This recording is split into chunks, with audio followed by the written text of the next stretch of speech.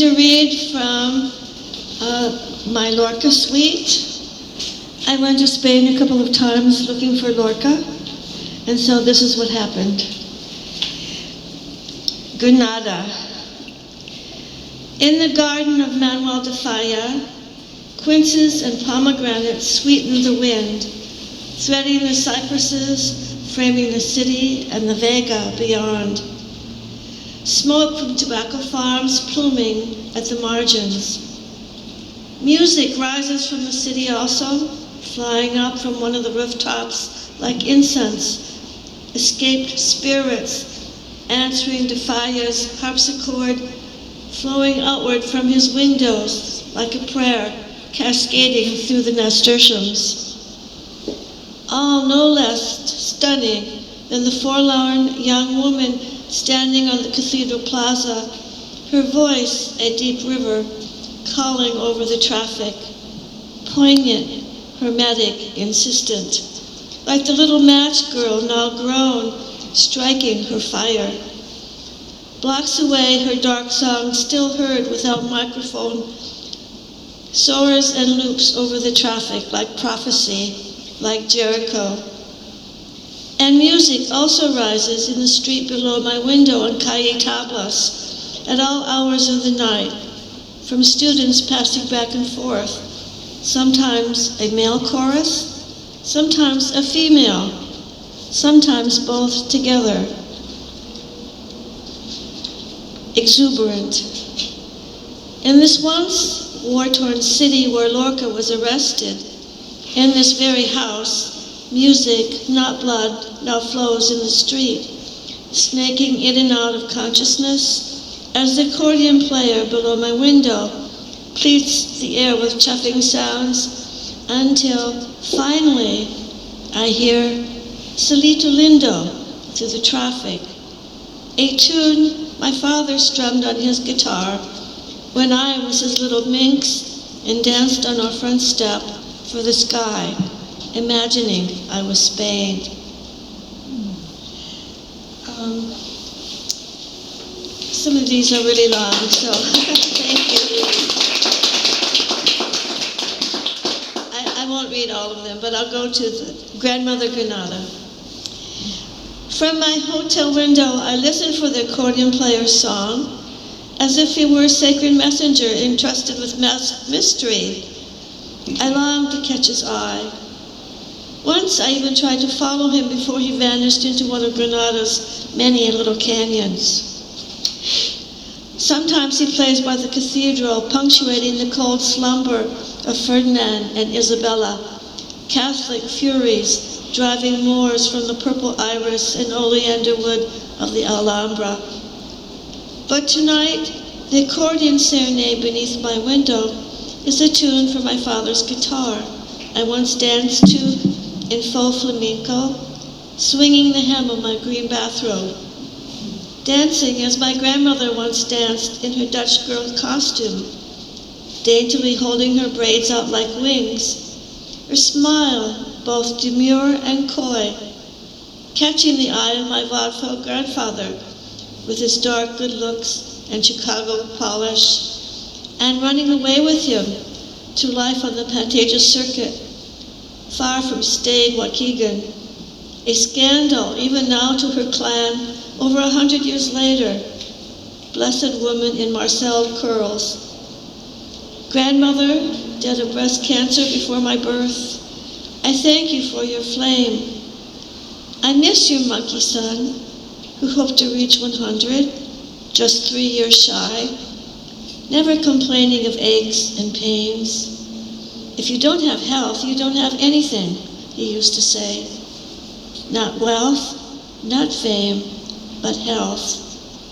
I miss the old cherub, who would have delighted in the avenue below my Granada hotel named Antonio de Alarcon, our name with its Moorish root, transported by orange blossom and pear and starry nights reflected in moon water and the beatitude of time.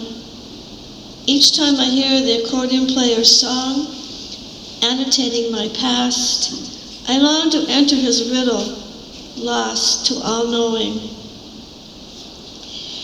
This next poem takes place in Le Chien Andalou, which was a tableau for flamenco, but it also refers to a film by Buñuel. TripAdvisor, flamenco show at Le Chien Andalou. Below the hills of Granada's Gypsy Quarter on the River Darro, in this tiny cave named for Buñuel and Dali's film, See Above, black sounds gush from the old throat of the gitano on stage, his scorched voice wailing of love and disaster, trolling their urgent guitar and the dancers' feet, battering heartbeats on the wooden floor. In this popular venue, where I drink sangria companionably with fellow tourists, how is it the owner has chosen to extol tragedy with its title, See Above, when Buñuel hated gypsies, not to mention Lorca's gypsy ballads, and Dali rarely, if ever, came to Granada, painting head after severed head of Lorca, his first beloved. What is the point of this misnomer when the moon laughs at shadows, a horn slipping through the pocket of night, an ivory button half in, half out, ready to undo time? Is it to commemorate Lorca? Nearby on the cathedral plaza, a cadre of men practice rising and walking with their concrete roof that will carry the saint during Semana Santa, while teenage boys practice a smaller version,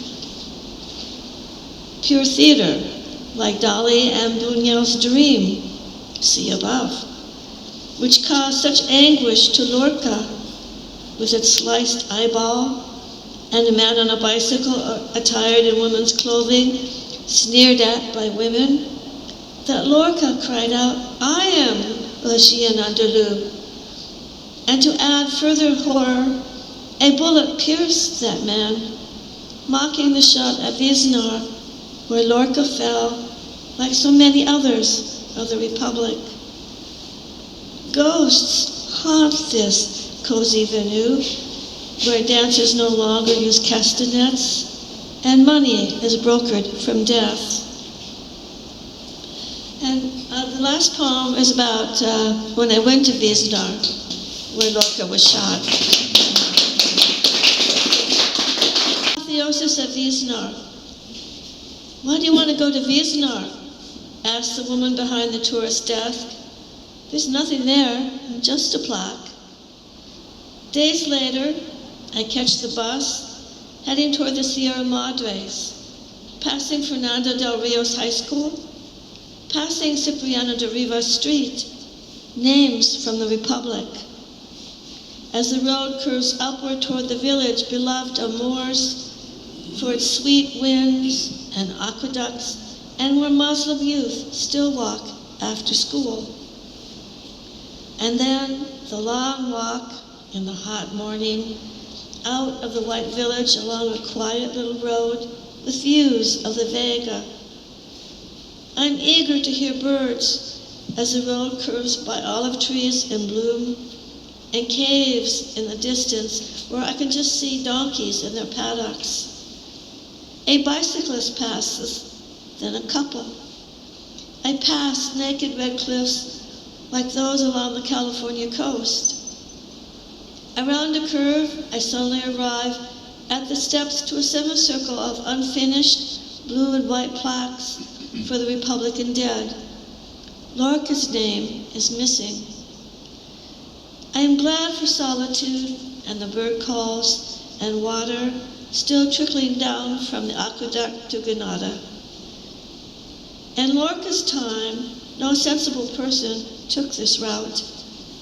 On his last night, Lorca was taken from jail, driven into these moonless hills, and deposited where I now walk with only a bad photo, looking for the old olive tree and its nearby plaque.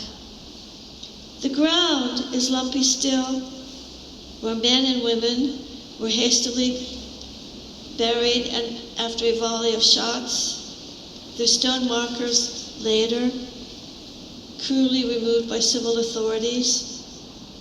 Finally, near a ditch, I see the old tree and nearby the plaque, looking like an overflowing trash receptacle with dead flowers on top. And there Lorca fell, wearing the loose tie of a poet.